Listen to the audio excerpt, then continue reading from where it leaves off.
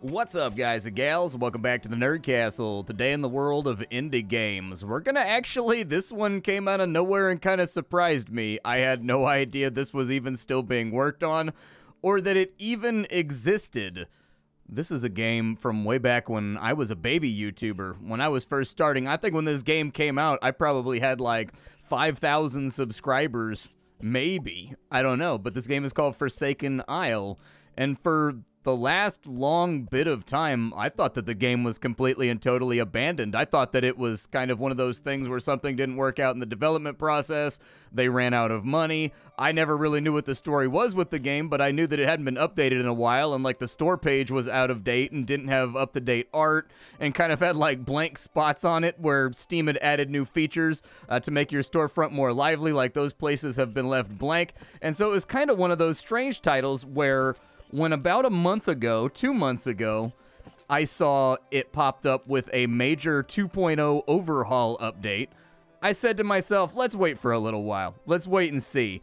Because this happens sometimes, like a game will come out, the early access won't do very well, they won't be able to continue due to financial issues, sometimes they hit a technical snag that they just don't know how to fix, and there's no money to hire like an outside consultant to come in and help with it. There's like a million billion different reasons why a video game does not get made nowadays. Sometimes it's just a scam, you know, just as likely that it's a scam too a lot of the time, especially in the modern ecosystem. So when I saw there was a 2.0 overhaul that the developer had pushed out quietly, I was like, huh, well, I'm going to keep an eye on the page, I'm going to wishlist it, I'm going to watch it, and I'm going to wait and see if there's some follow-through there. Like if the updates keep flowing, if the things keep coming out, you know? And lo and behold, a bunch of new updates have been coming out for this game, so my guess is that the developer is back. I haven't had a chance to talk with him or anything about that, about why he's back, so I'm going to save you the speculation. I'm not just going to touch on it, but Forsaken Isle was one of those games that, like, way back in 2015 was a mover and a shaker. It was one of those games that you would see it on every major Minecraft channel. You know, you saw it on Paul Soares Jr., you saw it on Hermitcraft, you saw it like everywhere back in the day. This is one of those games that everyone, including myself, hit really, really hard because it just has such a charming art style, and it's a game about a pirate that's been marooned on an island, and you've got to craft a whole bunch of gear, and you do basically like a top-down Terraria type deal. It's got sort of the same progression methods. Unfortunately, the development ended up kind of dead and abandoned, and so the game fell by the wayside and fell into obscurity, and like nowadays, very few people probably even know what the game is. Well, after a couple months of updates coming out very frequently, I've decided it's time for me to put the game on the channel to get some eyes on it, and hopefully this turns out to be something that will give people a lot of fun in the future. So, if after watching this you wanted to get Forsaken Isle for yourself, it is in early access the same way that it's been in early access since 2015. The difference is that now the developer seems to be back and he's hitting a hard clip, like he's mashing out patches left and right. And so things appear to be coming out for this game. They're redesigning entire gameplay loops. They've added a bunch of bosses in the last 2 months. It seems like it's coming together, so maybe it's time to forgive, because remember, there has to be room on the table for forgiveness. I know that in gaming, we're all really, really used to disappointment and things going wrong. I prefer to be a little bit more positive about it. I prefer to be like, shit happens sometimes, and I can't predict what things look like in other people's lives. It sucks. Would have liked to have had the full game, but hey, you know, the guy came back after all these years when he could have just stayed gone and, like, changed the company name, gone and done something else. For whatever reason, he came back, and now he's fully overhauling the game and remaking it effectively from scratch, and it seems to be going quite well this time around. But the fact of the matter is that if you have a situation like this where someone does the right thing and they come back and they start working on the project again and adding new things to it even after all these time, and everybody just, like, loses it on them, you gotta have room for forgiveness on the table, folks. If it's not there, you're creating a world where the only thing that anybody can do is double down. And I promise, you definitely... We've had a taste of what that world looks like in the last 4 or 5 years. The internet is big on that, where no forgiveness is ever available to anyone, and you must wear the error of your shame for the rest of your life, and, you know, be hangdogged forever. And you're starting to see kind of the uglier side of that come out as people are realizing, like, if I admit any fault here, if I make any excuses here, they're just gonna make me wear it forever, so like, you know, why bother to do better? And so anyways, welcome on back, developer. Let's take a look at the game. So Forsaken Isle, as I mentioned, is a game where you are a pirate survivor. You were in a boat crash or something. I don't remember the original storyline, but you're marooned on a desert isle, and you must now survive and progress through varying gear tiers, and you can hunt, hold on, we got a treasure goblin over here. You can hunt treasure goblins, and you can get relics, and you can craft up, you know, iron and steel gear and all that kind of stuff. You can find vendors and NPCs that will come live inside of your base. If you've ever played Terraria before, the game has a very, very similar gameplay loop. The difference is this time around, the food meter is gone. There used to be a food meter in this game from what I recall, but they've done away with that entirely, and now cooking food is almost entirely for buffs. Like, that's the whole reason why you do it, is just because you get really rad buffs from cooking food. Along the way, you're going to dive down deep into the earth. I'm not exactly sure how much content density there is inside of the game right now. I don't know how many hours of entertainment you're going to be able to eke out for yourself, but I've been playing for about 3 hours, and I haven't even fought the first boss yet, and it sounds like there's a couple of them. So it seems as though you're probably going to be approaching, depending on how much you want to customize your base and build up a house, maybe like the 10-hour region, maybe a little bit more. It's really hard to speculate and say. A lot of the forums and a lot of the locations that used to follow this game are quite dead, with not a lot of people saying a whole lot. And so you kind of have to extrapolate a little tiny bit. But right now I'm adventuring. I'm looking around the countryside. I'm trying to find, so there's these free-floating chests that are all over the place that you can interact with, that will give you different relics, Terraria style. So I've got bladed knuckles, I've got boots, I've got a heart pendant, I've got the boots of swiftness, I've got a quiver for my gun, I've got a golden coin that makes the enemies drop more money. It's kind of backfired. I have more money than I can possibly spend nowadays, but ain't nothing wrong with being a little bit diversified, being a little bit wealthy, getting a little bit of cash stacked on up. This is the inventory right here. If you've played anything like Stardew Valley, you can perfectly well see how the inventory functions. And of course, this is a crafting survival game, so you're gonna have all the standard fare stuff like making campfires and workbenches and making different types of arrows, different types of tools and all that kind of fun stuff in order to help you advance through the game. What does this guy do over here? Like, what's up with you? I mean, here, let me illuminate this area so that I can see from now on. What's up with you? Oh, you startled me. Can you feel it? A strange power is emanating from the stones. Something cries out. Travel deep to the heart of the island, and I think you may just find the answers you seek. Make haste. I'm going to wait here for your return. There's also, if I press the F key, it says that I don't own a ship, so I'm guessing that naval travel is going to be inside the game at some point. But what I really need to do is I need to dive down beneath the earth, and I need to gather up some goodies. I need to find a little bit more iron. I've got plenty of copper, I think, but I need to find like a whole bunch of iron down here.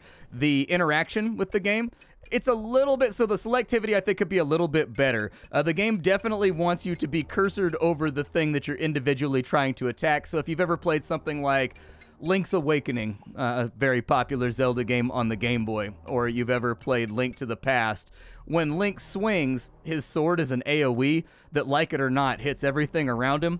In this game, not the case. So your weapon does that with enemies, but when it comes to interacting with grasses or walls or mushrooms or rocks on the ground, you're going to want to have them firmly inside the targeting box right there. Otherwise, it's not going to begin the harvesting animation. It takes a little tiny bit of getting used to if you're used to other games that use AoE-based selectivity for interactive objects, but you'll get used to it pretty quickly. The progression... Oh, there's snakes. Is that like a dungeon right there? What is that? Oh, yeah, it looks like a dungeon biome or something. Huh, maybe I should go in there. Let's go take a look. I've never seen that before, so this is probably one of those things we want to investigate. I'm kind of wondering if there's sort of a cool Metroidvania progression object in there, or like a Zelda-style hookshot object in there that's going to kind of advance the game forward and allow us to access new areas. It looks like the little, yeah, there's like these little zombie guys with masks. I'm going to go ahead and illuminate the area real fast. The underground in this game is quite dark.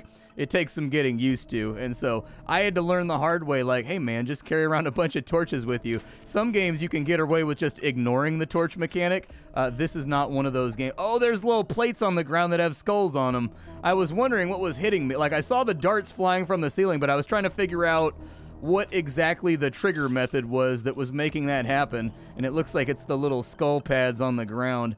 Let's keep looking around. There's a bunch of snakes down in here. We're going to want to have a torch out too, I think. I would recommend they add a light slot to your character, actually. I think that it's a little bit too dark underground. Adding a light slot to your character that gives you like this little bonus right here just so you can see around yourself would be great. And then in games like this, I tend to use torches sort of as just a string to mark where I've been, so I know what thoroughfares, what avenues I've explored, what areas have already had all the treasure pulled out of them, and that tends to be how I use torches in this kind of game. But it would be nice to have like a torch slot in your inventory, and then there's another progression method. You know, the player can get better and better torches, lanterns, illumination methods throughout the course of the game to help them out with their exploration. So far, not a whole lot to see inside this area, unless what you want to see is snakes in large quantities. There's definitely a lot of snakes over here. Looks like we got a shrine on this side. You can use these right here, and they give you little buffs. And so every time you see them, go ahead and grab onto them, because they do increase your damage considerably in a lot of cases. Honestly, taking a look around, it's a little bit of a ripperoonie down here. I don't really see anything of interest. It seems to just be a different biome where you can farm these little whatever they are, guys. I'm not exactly sure what they are. They definitely don't like me, though. They want me dead real bad. They've been trying to shoot me in the butt with a blow dart, and I don't think I want to get shot in the butt with a blow dart. Let's just get back to it. I'm going to see if I can harvest off a few more goodies down here, and then we'll head on back up to the surface to process it all. Well, I mean, we didn't strike out completely. There's one chest over here. I think I have most of the tier 1 trinkets. The developer has said that there's like over 700 items in the current build of the game, which is pretty... That's a pretty big selection. A handheld lantern. Oh, nice, there is, dude! The thing that I was just talking about exists, yes! Okay, let's go ahead, and that's probably the most useful trinket I've ever found. So we're going to go ahead and we're just going to throw that on into our inventory. I don't know... It did make my vision cone, like, a little bigger, but it's definitely still not bringing, like, the thunder to the table like an actual torch is. So while it says that I'm getting 7 vision range right there, I don't know. 2, 3, 4. Maybe it's got to be, like, outside or something. Hard to say. Yeah, I don't think I see any difference. I'm not quite sure that one's working. I don't know. I don't see any difference. Like, the lightness, I've been taking it on and putting it off. I don't see any difference. So, like, I had thought that it was exactly what I was asking for a second ago. But maybe not? My second thought was, like, maybe it zooms out the camera a little bit to give me that 7 vision range. But it doesn't appear to do that either. So now I'm just kind of, like, vexed, and I'm not super sure. Ah, well. Back to digging a hole. So back home now. This is the merchant. He moved into my house. I built a room with a bed in it, and then he moved into my house. I don't know how many merchants there's gonna be, or like how many people there's gonna be that move into your house over the course of a game, but I'm interested in finding out. We do have a grass sword right there.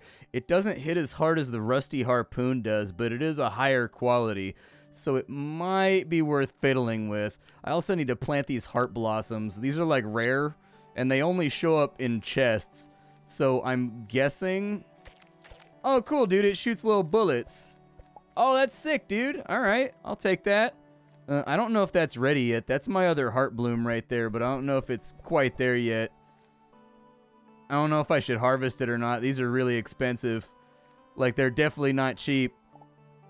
Did I get something good? What did I get? A heart blossom. So apparently it just heals. Okay, so I had thought maybe these would increase my heart containers, because so far I actually haven't found any real way to increase my health.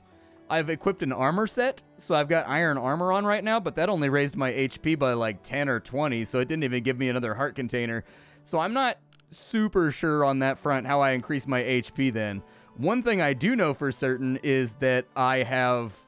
whatever that is right there, and it says it summons a boss, so Might as well blurb the abhorrent ooze.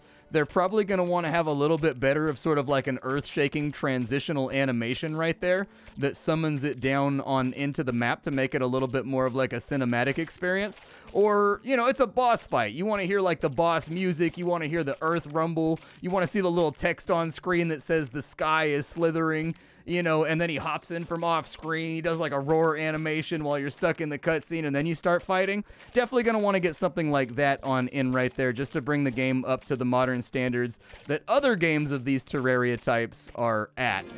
When you get to, so we get it by killing bosses. I wonder if those are farmable. Because like we have a boomerang now too. That's pretty fun. 7 damage? How fast does it throw? I mean, it bounces back, and it hits as hard as, I mean, it's basically a longer ranged version of what we already had going on. Can I farm another one? Like, if I bring him on back? Let's find out real quick. I'm just gonna, he wasn't that hard to kill, so I want to see if I can farm HP off of him maybe, or if it's like a one and done. Or maybe if he has like a multiple loot pool. All right, down he goes. He does have a differentiated loot pool. He dropped something different this time. So we only get the HP the first time we murder him, but he does have different loots that you can bring along. So we've got an adventurer's shield right there that gives us +3 damage mitigation. That could absolutely be pretty helpful. I'm not against it. Let me dig another trench over here for this heart bloom, and we'll get that going. There we go. I'm not like adverse to farming, but I don't tend to be attracted to farming gameplay in games like this. So you'll forgive me if I don't go too nutty boy crazy fiddling around with farming. These are crafting workbenches. They are the standard fare stuff that you would expect from a title like this. So I just made a refined stick. What does a refined stick do for me? Do you need it for like a... Do you need it for an arrow or something? I don't know what the refined stick goes to. This is one of those games where you unlock recipes as you have things, so it's usually not too terrible of an idea just to go through and craft like one of everything. Oh, there we go. So I guess it was just cordage that we needed for all the copper stuff. All right, I can live with that. Let's go ahead and mash out, I suppose. I've got 23 of these. We'll get a copper hoe, shovel, pick, axe. We'll do the whole set of goodies just to replace all the things that we have and make them look a little bit nicer inside the inventory. But I'm going to have to store some stuff up. I got to do some inventory management. This is my little cave base that I've built so far. I haven't like fully rounded it out yet and done everything that I want with it, but maybe someday. We do have a tanning rack that we can craft right now, and I haven't done anything with leather so far. So maybe I'll put together a tanning rack real quick too, just to make the place look a little bit nicer. So that needs to be on the outdoors. How do I put something inside the... So I've got the hide right there. Do I place it like that? There we go. So we're going to need multiples of these guys. We're probably going to want to get 2 or 3 since this is going to be a long production time to get done. Either way, I really like this blade of grass sword. This is pretty sick, dude. I think this is going to be pretty helpful. There's also some other associated benches here. So there's like decorative benches as well, specifically for materials. So things like wood and stone. Their functional items are crafted at different benches than the decorative items. So you'll want to have those lined up as well. I've got most of my decorative stuff kind of like out in the back, I guess. But for now, I don't think I have a campfire yet. So I should probably make one of those. We can probably put that like in here next to the bed. Just do like a little decorative deal right there. If I get rid of that torch, will that illuminate? It does. And then it looks like we've got fuel inside of here. And then it looks like I can cook off some meat. It looks like I can generally enrich my nutrient blood and make myself feel better. I mean, there ain't nothing like a big old hunk of pork, man. Say what you will, but a pork shoulder is a weirdly therapeutic thing for a lot of life's greatest struggles. I make a mean pork shoulder carnitas, dude. Like, real mean, all right? I make some garlic pork shoulder that'll change your life. The only downside is it takes like 3 days to make it because I got to marinate and everything else. And so, like, you know, you ever get that thing where it's really hard to dedicate to making a really rad meal because whether it's like carne asada or whatever it is that you're doing, you got to marinate it for like 3 or 4 days beforehand. And like you got to get all the spice mixes and rubs together and you got to make those. It's just a big process. It's just a real big process. And so I find that sometimes the process gets in the way of my desire to have that meal entirely, and then I cop out and I'm just like, maybe I'll just swing on over to Jack in the Box, you know? Wish I didn't do it. Wish I was less prevalent to doing it, but it happens. It happens to the best of us, I think. I think we also need to get some of our metals cooking over here.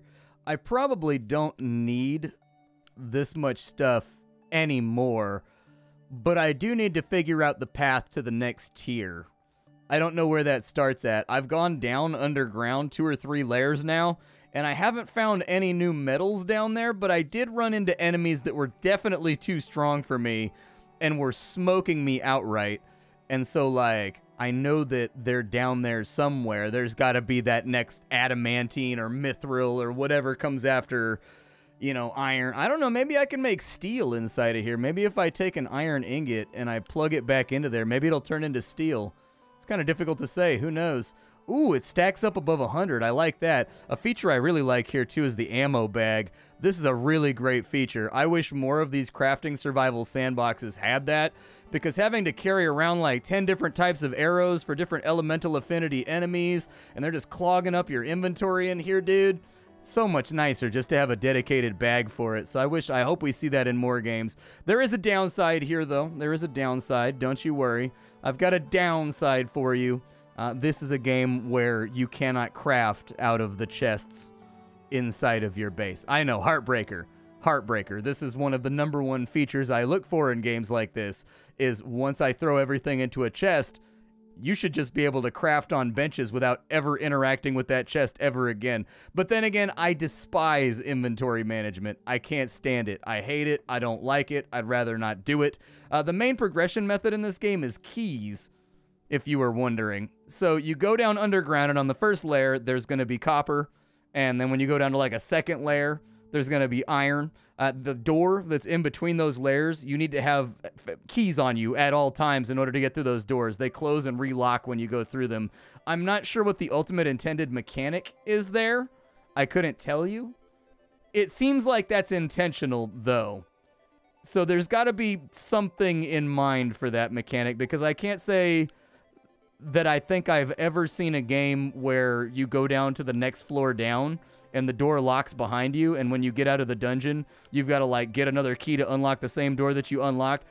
I'm guessing that has to, like, fold into the greater gameplay in some respect at some point, maybe with upcoming patches or something like that, but I'm just not sure. Where are my sticks and my resin? I need my sticks, and I need my resin. Okay, I've got my sticks and my resin, because we need to smash out a whole bunch of torches. Another thing that the game does not do, you see right there when I'm clicking on torch, the amount of sticks and resin that I have are not actively updating and going down as I click. That's going to be another one of those bare basic representational standards that the entire industry has adopted in like the last 8 years. You're going to want that to upgrade without me having to mouse away and come back to see how many sticks and how many resins I have left. And so I'd like to see that changed as well. But let's dungeon dive a little bit, shall we? We got a few minutes left in the episode with some time to play around with. Eat this blade of grass, bro. Taste it. Taste it upside your headpiece. Did I get anything good from leather? Do I actively want leather? I have so many questions here right now. I need to learn to make cordage, too. I think I need the loom in order to turn sheep's wool into cordage. And it also seems like you can tame animals. I'm not going to hang my hat on that proclamation, because I'm not 100% positive about that, but there is a leash in the game that you can craft, and the leash says that it's for taming animals, and so you can tame animals too. I'm guessing at some point I will be able to make a sheep farm. Oh, I guess the door doesn't relock. Interesting. I swear to God, the door locked behind me the last time I went through there. Okay, redacted. Never mind. I didn't need to make more keys. We were perfectly fine exactly the way that we are. The game does appear to have 6 or 7 biomes right now from what I've seen so far. I've seen a jungle, I've seen a swamp, I've seen kind of like a beach, I've seen an overall meadow type area that's kind of foresty, I've seen lava, we've got mushroom in here, we've got all the standard flavors of Adventuring Zone. Yeah, these guys, now that I have the Leaf Blade, they're not quite as bad, but I do think the Leaf Blade would probably stack really, really well. I've got an item right now that gives +1 damage. I don't know if that +1 damage applies to the projectiles that this weapon is firing on out, but if it does, that would stack really well, because you're not just getting +1 damage, you're getting +3 or +4 damage, because if each projectile counts, womp, womp, womp. So that actually stacks really, really well for that build, and I like this idea that they're toying around with these accessories being the main RPG method, I guess, by which you sort of progress and by which you create a build for your character. I don't know, do I have to build floors to get across this? I wonder if I can build floors down here to get across that stuff. I actually haven't checked to see if you can build in the underground. Give me some, I know this probably isn't gonna work just because, like, logic, but, so it looks like you can't put that on top of lava right there. If I just run across the lava, how bad is it? It's not as bad as I expected it to be. I thought I was going to burn up quicker, so I'll take it. It could have been worse. Yeah, throw that boomerang, dude.